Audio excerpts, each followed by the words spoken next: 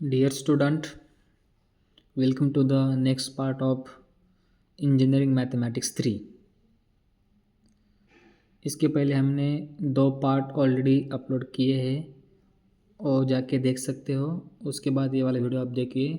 आप डायरेक्ट इस वीडियो को देखेंगे तो आपको कुछ थोड़ा फार समझ में नहीं आएगा। तो पहले आपको रिक्वेस्ट है कि आप पहले दो पार्ट्स जाके देखिए, वो थोड़ा उसका इंट्रोडक्टरी पार्ट्स है।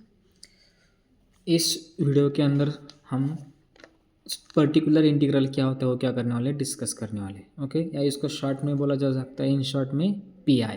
ओके, देखो स्टूडेंट, द हमें कोई भी डिफरेंशियल इक्वेशन गिवन होता है, उसका हम क्या करते हैं, शॉर्ट में डिनोट करते हैं phi of D into y is equals to f of x.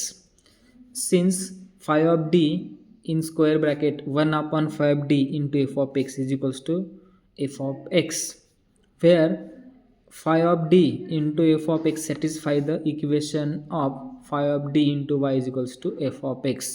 Therefore f of 1 upon phi of d into f of x is a particular integral of the equation phi of d into y is equals to f of x।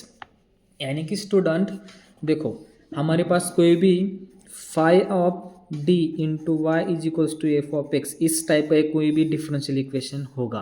Okay, और उस differential equation के लिए हमें 1/5 D into f of x, ये वाला condition जब is equals to f of x के form के लिए होल्ड करेगा तो उस टर्म को हम क्या बोलेंगे, यानी कि 1/5 D into f of x को हम क्या बोल सकते हैं कि ये हमारा क्या है, पर्टिकुलर इंटीग्रल है। किसका? तो ये हमारा क्या है, डिफरेंशियल इक्वेशन है। इस डिफरेंशियल इक्वेशन का ये क्या हो जाएगा, पर्टिकुलर इंटीग्रल हो जाएगा। ओके, अब देखो पर्टिकुलर इंटीग्रल फाइंड करने के 3 मेथड्स है। ओके, उनमें से फर्स्ट मेथड हमारा क्या है, जनरल मेथड है, जनरल मेथड।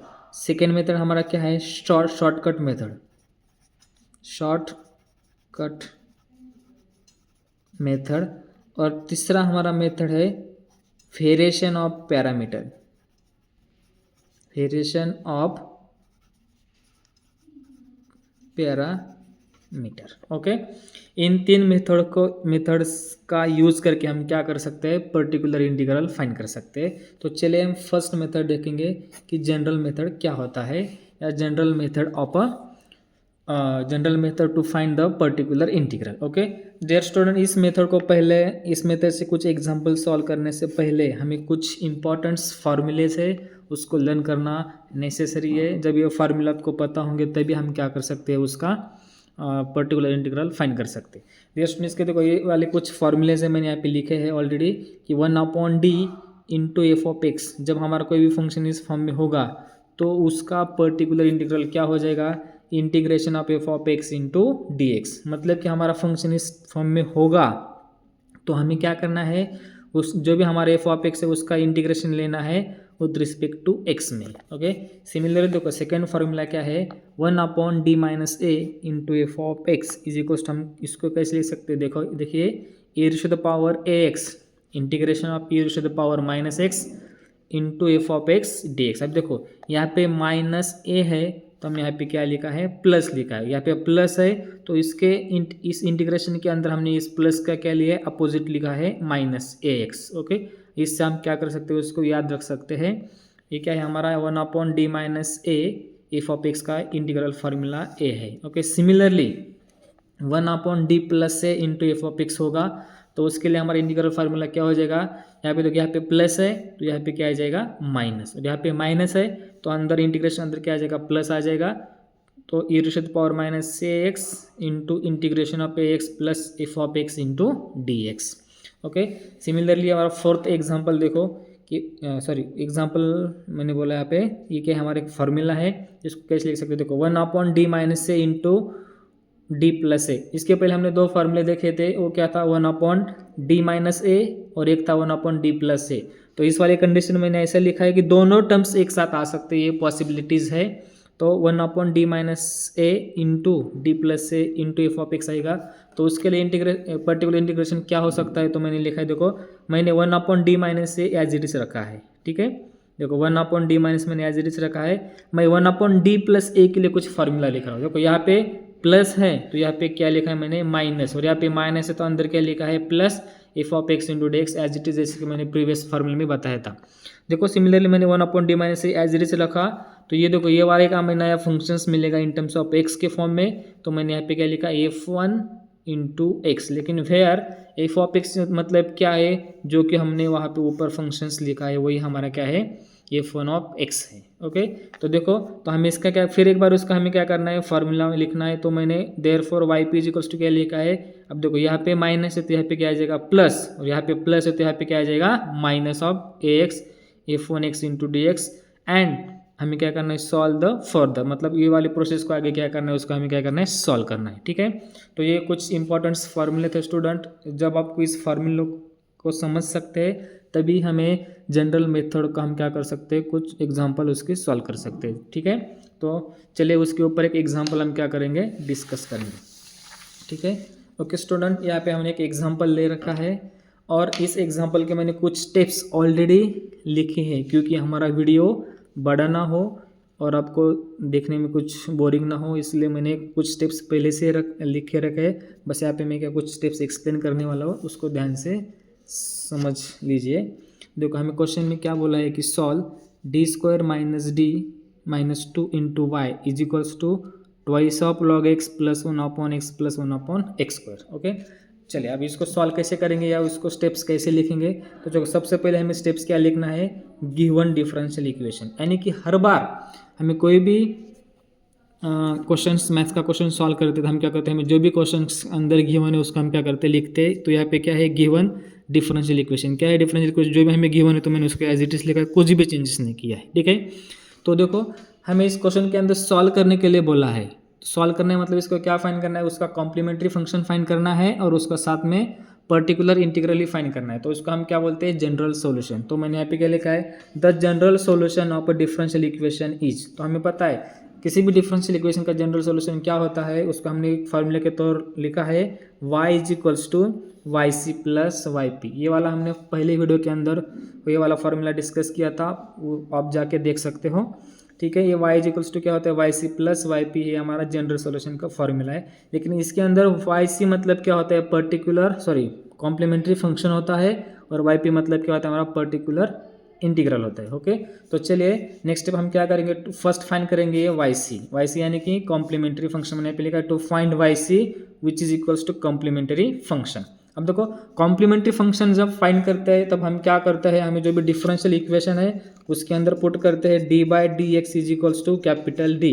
लेकिन इस क्वेश्चन के अंदर हमें जो भी डिफरेंशियल इक्वेशन दिया है वो ऑलरेडी के फॉर्म में ही है, तो इसमें हमें ये वाले स्टेप करने की जरूरत नहीं है, हम डायरेक्ट लिख सकते हैं therefore y C is equals to d square minus D minus 2 into y is equals to 0। Okay, so अब देखो इस डिफरेंशियल इक्वेशन को हमें क्या करना है ऑक्सिलरी इक्वेशन फाइंड करना है, तो मैंने इज इक्वल्स टू क्या किया है इक्वल्स टू लिखा, लेकिन हमें दिया वाला टर्म क्या है 2 log x plus 1/x plus 1/x square है। ठीक है, लेकिन हम ऑक्सिलरी इक्वेशन फाइंड कर रहे हैं तो हमें पता है ऑक्सिलरी इक्वेशन के राइट साइड में जो भी टर्म होगी उसको हम क्या करते हैं equate to 0, so that's why मैंने यहाँ पे क्या लिखा 0 लिखा। ओके, अब देखो ये वाला जो राइट साइड में y था वो मल्टीप्लाई में था पूरे टर्म को, और राइट साइड में चले जाएगा तो क्या हो जाएगा डिवाइड 0/y मतलब क्या हो जाएगा 0, so d square minus D minus 2 is equals to क्या हो जाएगा 0। अब देखो ये वाला हमारे एक इक्वेशन मिला है, और ये कौन सा इक्वेशन है, ये हमारा क्वाड्रेटिक इक्वेशन है, और उस क्वाड्रेटिक इक्वेशन को सॉल्व करने के बाद हमें दो रूट्स मिल सकते हैं जो कि d माइनस 2 और d प्लस 1 हो सकता है, और उस d की हमने वैल्यू फाइंड की तो हमें क्या मिल सकता है d इज इक्वल्स टू 2 और d इज इक्वल्स टू -1। अब देखो इस वाले इक्वेशन को हम कैलकुलेटर यूज़ करके भी इसकी वैल्यूज़ क्या कर सकते हैं फाइंड कर सकते हैं, ये वाला स्टेप हमें लिखने की ज़रूरत नहीं जब हम कैलकुलेटर यूज़ कर रहे हैं तब, लेकिन जब हम कैलकुलेटर नहीं करते तो ये वाला स्टेप हम लिखेंगे, क्योंकि इससे हम क्या करते हैं अगले वाला स्टेप लिखने में थोड़ी सी आसानी हो जाती है, मदद हो जाती है। ठीक है, अब देखो हमें रूट्स कैसे मिले हैं, देखो d इज इक्वल्स टू 2 और -1 मिल रहा है, यानी कि हमें जो भी रूट्स मिला है वो क्या है रूट्स ऑफ ऑक्सिलरी इक्वेशन, ये कैसा है रियल एंड डिस्टिंक्ट है। ये क्या है हमारे रूट्स रियल एंड डिस्टिंक्ट है, तो हमें पता है जब हमारे रूट्स रियल और डिस्टिंक्ट आ जाएंगे तब हमारा कॉम्प्लीमेंट्री फंक्शन क्या होता है, यानी कि Y C is equals to क्या होता है c1x e to the power m1x plus c2x e to the power m2x होता है। ओके, यहाँ पे m1 और m2 का मतलब क्या है, जो भी हमें रूट्स मिले हैं इसको हम m1 बोल सकते हैं, इसको हम m2 बोल सकते हैं। इस क्वेश्चन के अंदर हमने m1 और m2 की वैल्यू पुट कर दिए तो क्या हो जाएगा c1x e to the power m1 यानी कि 2 into x is 2x plus c2 into x as it is और e to the power m2 यानी कितना है -1 इंटू एक्स से क्या हो जाएगा -x। ओके, तो ये क्या है हमारा कॉम्प्लीमेंट्री फंक्शन, इसको मैं इक्वेशन नंबर क्या बोलता हूँ 2। Okay, this is your equation number 2। अब देखिए नेक्स्ट हमें क्या फाइंड, ये तो हमें कॉम्प्लीमेंट्री फंक्शंस मिला, तो नेक्स्ट हमें क्या फाइंड करना है, जनरल सॉल्यूशन के लिए से रहे पर्टिकुलर इंटीग्रल। तो पर्टिकुलर इंटीग्रल देखो कैसे हम फाइंड करते हैं, ओके, इस वीडियो के अंदर। तो चलिए हमारा फॉर्मूला है particular integral is equals to, और इसको डिनोट किया जाता है इन शॉर्ट में PI। ये हमारा फॉर्मूला है 1/phi of d into f of x. यहाँ पे देखो phi ऑफ d मतलब क्या होता है, हमारा ऑक्सिलरी इक्वेशन होता है। phi of d is equals to क्या होता है, ऑक्सिलरी इक्वेशन होता है। एंड एफ ऑफ एक्स मतलब क्या होता है, हमें जो भी डिफरेंशियल इक्वेशन गिवन है उसके राइट साइड का जो भी पार्ट होता है उसको हम क्या बोलते हैं, एफ ऑफ एक्स बोलते हैं। तो हम क्या करेंगे, इस फॉर्मूले के अंदर वैल्यू क्या करेंगे, पुटअप करेंगे। तो चलिए फाइव डी मतलब क्या होता है, हमारा ऑक्सिलरी इक्वेशन होता है, और ऑक्सिलरी इक्वेशन को हमने यहाँ पे लिखा था ऊपर। तो ऑक्सिलरी इक्वेशन क्या था हमारा d minus two into D plus 1 into क्या है हमारा एफ ऑफ एक्स क्या है 2 into log x plus 1/x plus 1/x square. Okay, अब चलिए देखो हमने पिछले प्रीवियस इसके पहले कुछ फार्मूलेज देखे थे, उस फार्मूले के अंदर हमने इस वाला एक फार्मूला देखा था। तो मैंने क्या किया है 1/d-2 को एज इट इज रखा है, और जो 1/d+1 है ना इसके टर्म के लिए, तो यहाँ पे +1 है, तो मैंने यहाँ पे क्या लिखा e to the power -x, यहाँ पे माइनस लिखा है, तो यहाँ पे क्या हो जाएगा e to the power +x in bracket f of x as it is. F of x क्या है हमारा 2 log x plus 1/x plus 1/x square into d x. Okay, अब चलिए इस इंटीग्रेशन को हमें क्या करना है, सॉल्व करना है। तो ये 1/d-2 as it is into the e to the power -x is also as it is, और मैंने स्क्वायर ब्रैकेट के अंदर देखो क्या लिखा है, integration of e to the power x into twice of log x, यानी कि ये जो e to the power x है ना इस पूरे ब्रैकेट को क्या है मल्टीप्लाई है। तो मैंने क्या किया, पहले e to the power x into twice of log x मैंने ये वाली टर्म लिखा है, और ये प्लस का प्लस एज इट इज, और e to the power x, और ये जो dx है तो मैं इसको dx से मल्टीप्लाई करता हूँ, और ये प्लस का plus as it is, then e to the power x से मैं मल्टीप्लाई करूँ ये दोनों वाले टर्म को। तो देखो integration of e to the power x in bracket 1/x plus 1/x square into dx मैंने एज इट इज रखा है। ओके, तो चलिए आगे वाले स्टेप में हम क्या करते हैं, हम यहाँ पे बता देते हैं। अब देखो ये मैंने क्या लिखा है 1/d-2 एज इट इज रखा है into e to the power -1x also as it is. अब देखो इस वाले इंटीग्रेशन को हमें क्या करना है, सॉल्व करना है। ये वाले इंटीग्रेशन का टर्म देखिए कैसा है, e to the power x integration of ये हमारा क्या है integration of e to the power x into 2 log x। तो हमें पता है integration of u into v, इसका फॉर्मूला क्या होता है हमें पता है, ठीक है। देखो हमारे पास क्या होता है integration of u into v, तो हम क्या करते हैं यू को एज इट इज रख देते हैं, इंटीग्रेशन ऑफ क्या होता है v minus integration of d by d x into क्या होता है u into integration of phi d x. हमारा क्या होता है integration of u into phi का फॉर्मूला होता है, और इसको हम क्या बोलते हैं समटाइम्स इंटीग्रेशन बाय पार्ट्स बोलते हैं, ठीक है। यही फॉर्मूले का हमने क्या किया यूज़ करके इस वाले टर्म को मैंने क्या किया सॉल्व किया। देखो पहले हमें क्या करना है यू को एज इट इज रखना है, तो मैंने यू इसको माना है और वी इसको माना है। आप या इसका इधर उधर भी कर सकते हो, ऐसा कुछ नहीं क्या हर बार इसको यू लेना है और इसको वी लेना है और इसको यू लेना है। ओके, आपने इसको चेंज किया तो भी चल सकता है। अब देखो मैंने यू किसको माना है 2 इंटू लॉग एक्स, तो यू को हमें एज इट इज रखना है, तो मैंने 2 इंटू लॉग एक्स को मैंने एज इट इज रखा इंटू क्या है इंटीग्रेशन ऑफ फी। अब देखो इंटीग्रेशन ऑफ फी क्या है हमारा e to the power x, और हमें पता है e to the power x का इंटीग्रेशन क्या होता है वही होता है, तो मैंने क्या लिखा है e to the power x। Then ये वाला फॉर्मूला क्या है माइनस, और माइनस क्या इंटीग्रेशन को मैंने एज इट इज रखा, इंटीग्रेशन लिखा एज इट इज, और क्या है डी बाई डी एक्स, यानी कि डेरिवेटिव हमें निकालना है। किसका डेरिवेटिव निकालना है? यू का। यू क्या है? 2 इंटू लॉग एक्स। हमें पता है 2 इंटू लॉग एक्स का डेरिवेटिव क्या आ जाएगा?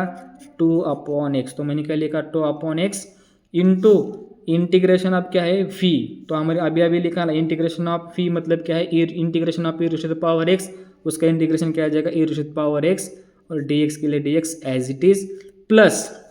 अब देखो ये वाला प्लस आगे वाला जितना भी जो भी टर्म था मैंने उसको एज इट इज रखा है। मैंने खाली फर्स्ट इंटीग्रेशन को क्या किया है? सॉल्व किया है। ओके, बाकी वाला टर्म मैंने एज इट इज किया रखा है, क्योंकि इस टर्म के लिए मैं आगे कुछ एडजस्टमेंट करने वाला हूँ, मैं आगे वाले स्टेप में बता देता हूँ। ठीक है, तो चलिए आगे क्या किया है मैंने?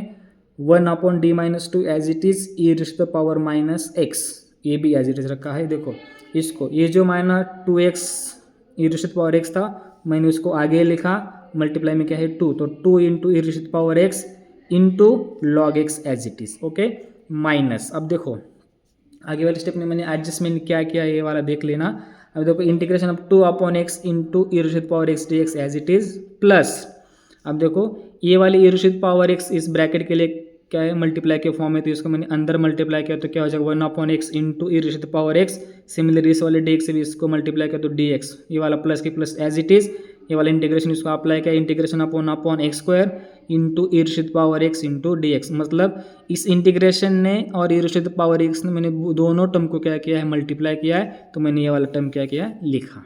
ओके, जैसे कि यहाँ पे बता देता तो मेरे पास क्या है? x है और अंदर के ब्रैकेट में क्या है? a प्लस बी के फॉर्म में, तो बस इस इंटीग्रेशन और x के अंदर क्या किया है? मल्टीप्लाई किया है। इससे आप क्या कर सकते हो? इसको समझ सकते हो मैंने कैसे लिखा है। ओके, तो चलिए आगे क्या है? आगे वाले स्टेप में 1 upon d minus two as it is again e to the power x is also as it is in bracket. यहाँ पे देखो ये वाला टर्म भी मैंने एज इट इज रखा है, यहाँ पे जैसा था वैसे वैसे लिखा है। अब यहाँ पे देखो अच्छे से एडजस्टमेंट देख लेना क्या किया है मैंने। देखो integration of 2 upon x e to the power x into d x plus है, यहाँ पे क्या? Integration 1 upon x into e to the power x d x. यहाँ पे देखो यहाँ पे प्लस है, यहाँ पे क्या है? माइनस है। अब देखो ये वाला माइनस हमने, ये वाला प्लस सॉरी माइनस, और ये वाला क्या है? प्लस। इन दोनों को मैंने सिंप्लीफाई किया तो हमें क्या मिलेगा? Integration e to the power x मिलेगा। क्यों मिलेगा? क्योंकि हमें पता है 2 upon x plus 1 upon x क्या हो सकता है? इसको हमने सिंपली, दोनों का बेस तो क्या है? सेम है, तो 2 -2 और +1 क्या आ जाएगा? -1 आ जाएगा। तो यहाँ पे देखो ये वाला माइनस मैंने बाहर रखा, integration of e to the power x common लिया, क्योंकि इसमें वाले टर्म भी क्या है? कॉमन है।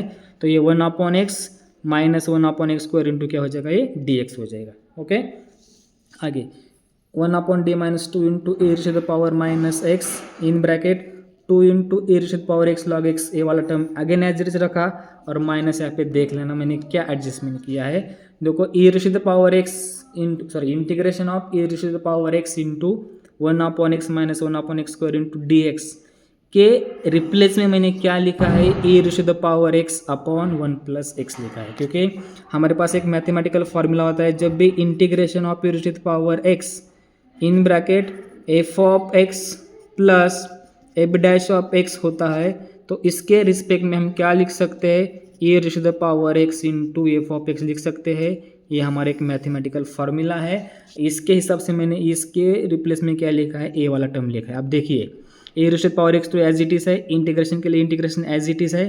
देखो एफ ऑफ एक्स का रोल कौन प्ले कर रहा है? 1 अपॉन एक्स कर रहा है, और प्लस में हमें क्या चाहिए? एफ डैश ऑफ एक्स चाहिए। एफ डैश ऑफ एक्स मतलब कि एफ ऑफ एक्स का डेरिवेटिव, यानी कि मैंने 1 अपॉन एक्स का डेरिवेटिव निकाला, तो हमें पता है क्या मिलेगा? Minus of 1 upon x square मिलेगा। तो मैं क्या लिख सकता हूँ? ये मेरे लिए एफ ऑफ एक्स है, तो e to the power x as it is into f of x मतलब क्या है? 1 अपॉन एक्स मैंने एज इट इज रखा। ओके, तो चलिए नेक्स्ट स्टेप क्या कर सकते हैं? A 1 upon d minus two मैंने एज इट इज रखा।